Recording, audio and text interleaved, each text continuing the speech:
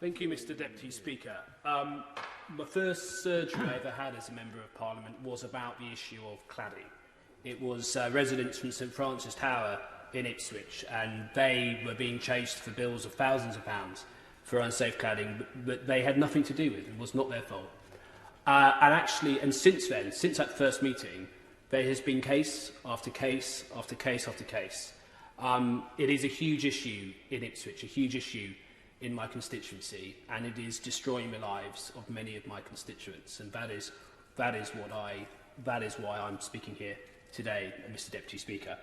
There has been a significant move forward since that first meeting. Since that first surgery appointment, we have moved forward. The £5 billion support has helped many of my constituents. The Waking Watch Fund, though I don't think it will be enough, is a step in the right direction. We are getting there. However, and the Building Safety Bill is itself 100% necessary and welcome. However, I'm still at a point right now where there are a significant number of my constituents who are leaseholders, often living in buildings over 18 metres, where there are significant issues to do with fire safety that will cost thousands of pounds to remedy, as the Honourable Friend for Dudley North has just touched upon.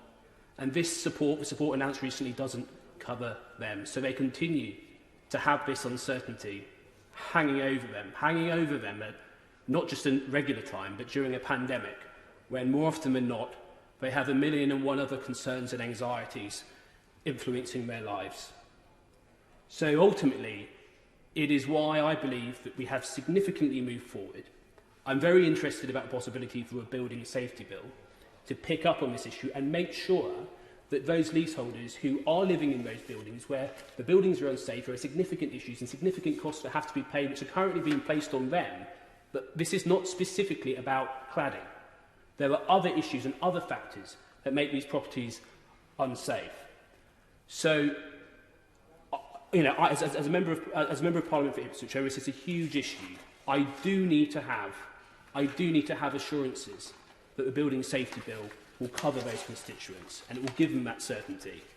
Because yes, because I made a promise to my constituents when I met with them that I would leave no leaseholder behind. And I take my commitment as a Member of Parliament very seriously. And I promised to them, I looked them in the eye, and I said, I won't leave any of you behind. And sadly, there are still a significant number of those constituents who feel like they're left behind because they are. And it is a duty, I believe, to alleviate that. And it is for that reason that my name is on the amendment put forward by my honourable friend, a member for Southampton Itchen, and my honourable friend, a member for Stevenage.